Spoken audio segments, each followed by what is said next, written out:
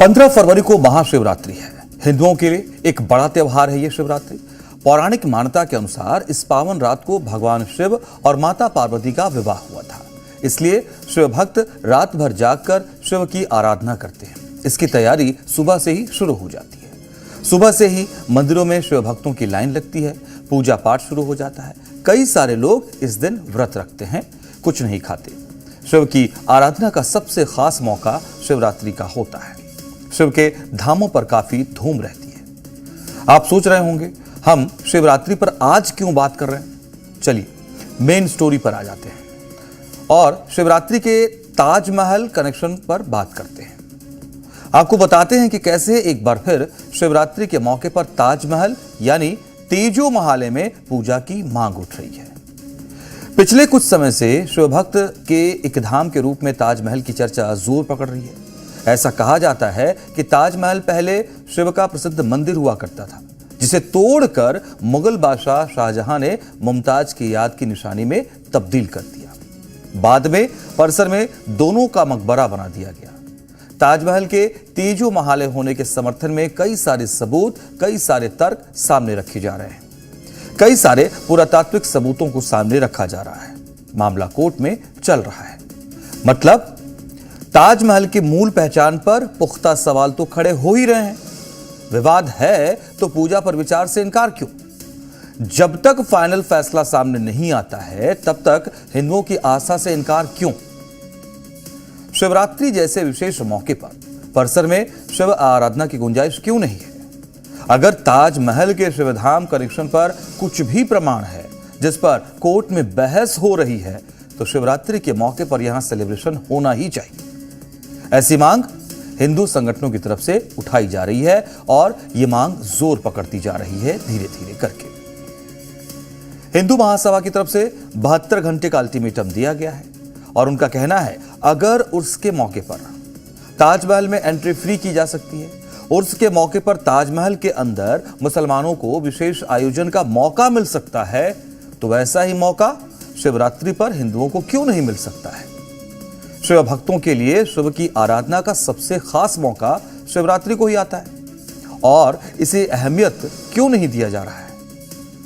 हिंदू संगठन ताजमहल के तेजो महल होने की कानूनी लड़ाई लड़ रहे हैं और उसके साथ वो चाहते हैं कि शिवरात्रि की अहमियत को भी समझा जाए। इस खास दिन ताजमहल को शिव भक्तों को विशेष रूप से उनके लिए खोला जाए। हिंदू महासभा ने मंगलवार को पुरातत्व विभाग को एक ज्ञापन भी सौंपा है और इसमें महाशिवरात्रि के अवसर पर ताजमहल को तेजो महाले बताते हुए एक दिन निःशुल्क प्रवेश की मांग की गई है। यह ज्ञापन महानिदेशक पुरातत्व संरक्षण विभाग नई दिल्ली के नाम पुरातत्व अधीक्षक आगरा को दिया गया। आपको जानकर हैरानी होगी, इस पत्र को संगठन के जिलाध्यक्ष मीरा राठौर के नेतृत्व में 4 सदस्यीय प्रतिनिधिमंडल ने अपने खून से लिखा है, जिसमें यह सवाल उठाया गया है अगर उर्स में 3 दिन ताजमहल फ्री हो सकता है तो महाशिवरात्रि पर ताजमहल को एक दिन के लिए फ्री क्यों नहीं किया जा सकता? धारा 163 लागू होने की वजह से हिंदू महासभा के लोग सीमित संख्या में पहुंचे और पुरातत्व विभाग को 72 घंटे का अल्टीमेटम दिया। अगर उनकी बात नहीं मानी गई तो बड़ा आंदोलन किया जाएगा।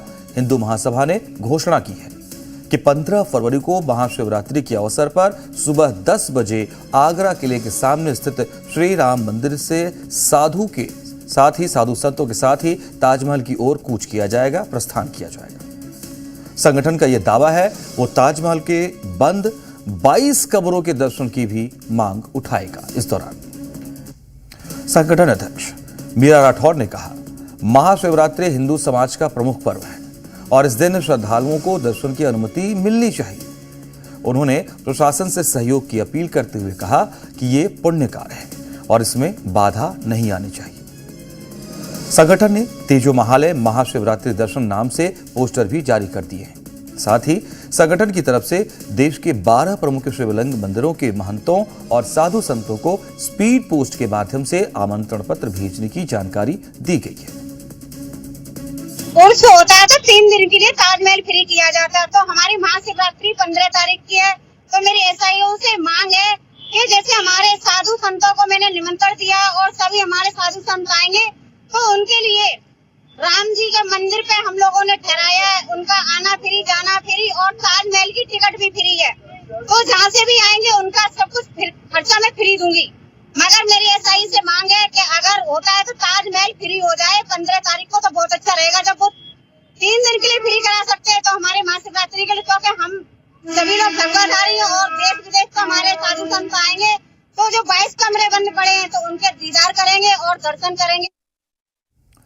समझना होगा, ये लड़ाई एक संगठन की नहीं है, लाखों करोड़ों हिंदुओं के आस्था की लड़ाई है, जो अपने आराध्य का एक अहम धाम वापस पाना चाहते हैं। मकबरा से अलग उसके मूल मंदिर वाले पहचान की वापसी चाहते हैं। ताजमहल की तेजो महाले वाली पहचान बुलंद करना चाहते हैं। समय समय पर ऐसी तस्वीरें सामने आती रहती हैं, जब हिंदू जबरन ताजमहल में घुसकर पूजा करते हैं, ताज के हिंदुत्व वाली लड़ाई को आगे बढ़ाते रहते हैं। ये लड़ाई शुरू कैसे हुई, अब ये भी समझ लीजिए। ताजमहल को तेजो महाले नामक एक प्राचीन शिव मंदिर होने का दावा कुछ याचिकाकर्ताओं और विशेष रूप से इतिहासकार PNO के द्वारा किया गया। उनका तर्क है कि 17वीं सदी में शाहजहां ने राजा मानसिंह से यह इमारत हासिल की और इसे मकबरे में बदल दिया, जिसमें 12वीं सदी के शिव मंदिर के साक्ष्य मौजूद हैं। ये दावा और दावा है कि ताजमहल शब्द तेजो महालय भगवान शिव के महल का अपभ्रंश है। याचिकाकर्ताओं के अनुसार ताजमहल में शाहजहां और मुमताज की कोई कब्र नहीं है और ये एक प्राचीन मंदिर था। कुछ शोधकर्ताओं का यह भी मानना है मंदिर को तोड़कर या संशोधित करके ही ताजमहल बनाया गया था। ताजमहल के हिंदू मंदिर होने के 700 से अधिक सबूत परिसर में चिन्हित किए गए हैं, जो इस बात को दर्शाते हैं कि इसका रिकंस्ट्रक्शन किया गया। जिनमें से सबसे खास मुख्य गुंबद के किरीट पर जो कलश बना है वो हिंदू मंदिरों की तरह है। इस शिखर कलश को आरंभिक 1800 ईस्वी तक सोने का बना हुआ बताया जा रहा है, जो अब कांसे का है। आज भी हिंदू मंदिरों पर स्वर्ण कलश स्थापित करने की ही परंपरा है। ये हिंदू मंदिरों के शिखर पर भी पाया जाता है। इस कलश पर चंद्रमा बना है। अपने नियोजन के कारण चंद्रमा और कलश की नोक मिलकर एक त्रिशूल का आकार बनाती हैं, जो कि हिंदू भगवान शिव का चिन्ह माना जाता है। तो इस तरह के कई सारे प्रमाण सामने रखे जा रहे हैं, जो ताजमहल को शिव मंदिर बताते हैं। इन मुद्दों पर कोर्ट के अंदर और कोर्ट के बाहर भी बहस जारी है। ताजमहल को तेजो महाले बताते हुए हिंदू संगठनों की ओर से पूजा का अधिकार मांगे जाने का मामला सामने आता रहता है। अजय तोमर की याचिका पर आगरा कोर्ट में सुनवाई चल रही है और इसमें सावन के महीने में ताजमहल में कथित तौर पर स्थित शिव मंदिर यानी तेजो महाले में जलाभिषेक और दुग्धाभिषेक की अनुमति मांगी गई। इस मामले की अगली सुनवाई 23 फरवरी को होनी है। हम आपको ये बताते चले, यहाँ भारतीय पुरातत्व सर्वेक्षण यानी कि ASI और मुख्य धारा के इतिहासकार ताजमहल को शाहजहां द्वारा अपनी पत्नी मुमताज महल की याद में बनाया गया एक मकबरा ही मानते हैं, जिसका निर्माण 1632 से 1653 के बीच हुआ था। तो तेजो महल की ये लड़ाई शिवरात्रि के दौरान तेज हो जाती है। हिंदू महासभा के तेवर ये बता रहे हैं वो इतनी आसानी से हार नहीं मानने वाले। अगर उनकी मांग नहीं मानी गई तो वो तेजो महाले के लिए संघर्ष जारी रखेंगे। उनका सवाल सीधा सा है, जब उर्स पर ताजमहल के अंदर विशेष व्यवस्था हो सकती है तो शिवरात्रि पर क्यों नहीं? अब हम आपको दिखाते हैं उर्स के दौरान ताजमहल के अंदर और बाहर का माहौल कैसा होता है। बड़ी तादाद में मुस्लिम ताजमहल पहुंचते हैं। ताजमहल में हर साल मुगल बादशाह शाहजहां का 3 दिवसीय उर्स, जिसे पुण्यतिथि कह सकते हैं, इसे मनाया जाता है। इस दौरान तहखाने में स्थित शाहजहां और मुमताज की असली कब्रों को आम जनता के लिए खोला जाता है, जहां चादरपोशी, गुसल और कव्वाली जैसे रूहानी आयोजन होते हैं। उर्स के दिनों में ताज में प्रवेश निःशुल्क होता है। बड़ी तादाद में देश भर से लोग ताजमहल पहुंचते हैं।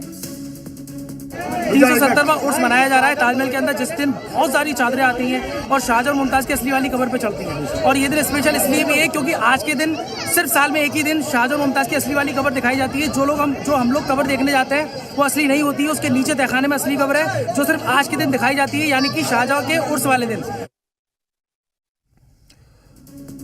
यही मौजूदा विवाद की जड़ है। जब ताजमहल के पहचान पर सवाल है, इस पर कानूनी और सामाजिक बहस जारी है। ताजमहल को जब खास दिनों पर मुस्लिमों के लिए खोला जाता है तो हिंदू आस्था से इनकार क्यों? शिवरात्रि के मौके पर यहां विशेष व्यवस्था क्यों नहीं की जा सकती? ये सवाल आज हम आपके सामने छोड़ रहे हैं।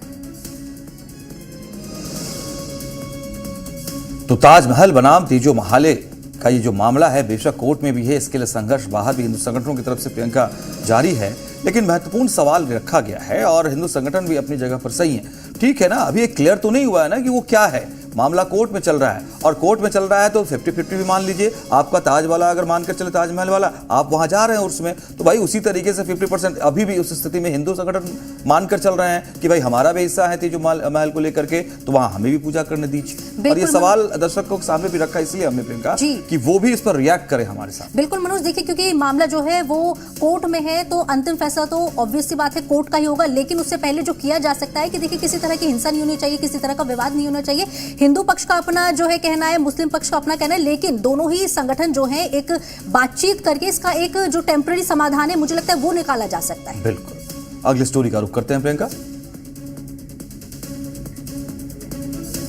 और बारामती में अजित पवार के चार्टर्ड प्लेन का मलबा अब हट चुका है, लेकिन सवालों का मलबा अभी भी बाकी है। 14 दिन बाद उनके भतीजे रोहित पवार ने इस पूरे मामले पर कई गंभीर सवाल उठाए, साजिश की आशंका जताई है और मोसाद स्टाइल जैसे शब्दों का जिक्र किया है। आखिर ये सवाल क्या है, इनका आधार क्या है और इनका मतलब क्या निकलता है? आज के इस एनालिसिस में हम इन्हीं सवालों को आसान भाषा में समझेंगे। सबसे पहले समझते हैं मोसाद स्टाइल वाली बात। मोसाद इजराइल की खुफिया एजेंसी है। दुनिया में इसकी पहचान बेहद सटीक और गुप्त ऑपरेशंस के लिए होती है। कहा जाता है कि अगर किसी बड़े टारगेट तक सीधे पहुंचना मुश्किल हो तो सिस्टम की कमजोर कड़ी को निशाना बनाया जाता है। यहां भी यही तर्क दिया गया। अगर किसी बड़े व्यक्ति तक पहुंचना संभव ना हो तो पायलट या तकनीकी सिस्टम को टारगेट किया जा सकता है। ये एक आशंका के रूप में कहा गया है। कोई आधिकारिक निष्कर्ष नहीं है, लेकिन इस बयान ने बहस को नई दिशा दी थी। सबसे पहले आप रोहित पवार को सुनिए। क्योंकि लाडले काका थे, वो मेरे रिलेटिव थे, हमारे नेता थे और इस राज्य का बहुत बड़ा नेता इस एक्सीडेंट में वहां पे गुजर गया है। इसीलिए हम सबकी डिमांड है इन्वेस्टिगेशन प्रॉपर होना चाहिए। सीआईडी के माध्यम से इन्वेस्टिगेशन चलना है तो चलने दो, लेकिन it is not the right authority to do the investigation.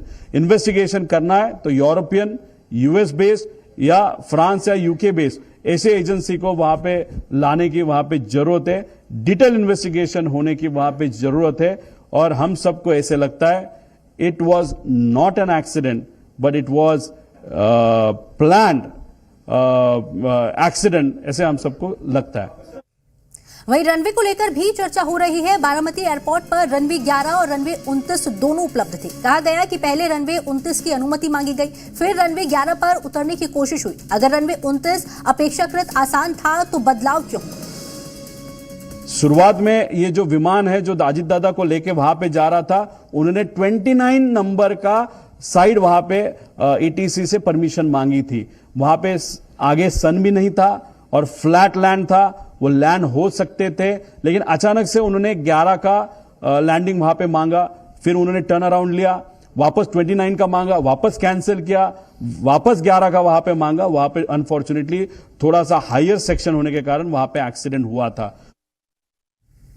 DGCA नियमों के अनुसार कम से कम 5 किलोमीटर विजिबिलिटी जरूरी होती है, जबकि रिपोर्ट में 3 किलोमीटर का जिक्र है। अगर विजिबिलिटी कम थी तो लैंडिंग की अनुमति क्यों दी गई या पायलट ने खुद निर्णय लिया, यह भी जांच का विषय है। अब आते हैं एयरलाइन कंपनी विसार पर उठ रहे सवालों पर। दावा किया गया कि 2023 में इसी कंपनी में एक विमान का मुंबई में हादसा हुआ था जिसमें 6 लोग घायल हुए थे। उस समय वजह बताई गई थी भारी बारिश और कम विजिबिलिटी, लेकिन उस हादसे की जांच की रिपोर्ट अब तक सार्वजनिक नहीं हुई है। क्यों?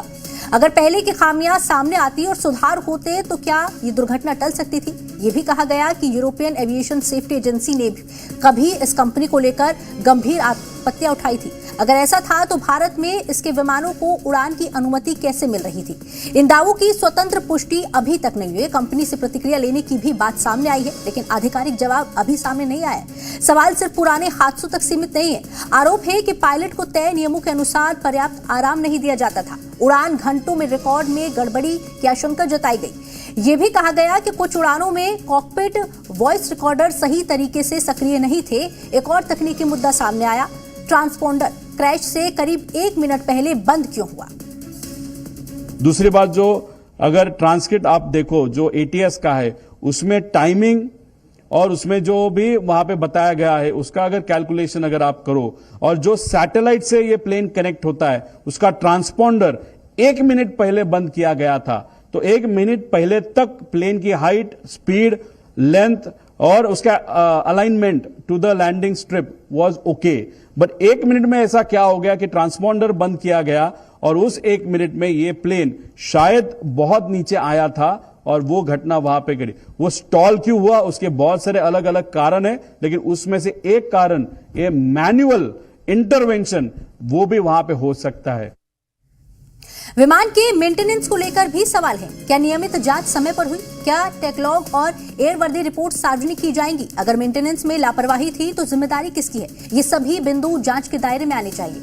अब उस दिन की टाइमलाइन पर नजर डालते हैं। बताया गया कि सुबह 7:02 पर क्रू मौजूद था, 7:03 पर विजिबिलिटी चेक हुई और 7:10 पर स्थिति सामान्य बताई गई। 7:50 पर अजीत पवार एयरपोर्ट पहुंचे और 8:10 पर विमान ने उड़ान भरी। अगर निर्धारित समय 7 बजे था तो उड़ान में देरी क्यों हुई? देरी की जिम्मेदारी किसकी थी?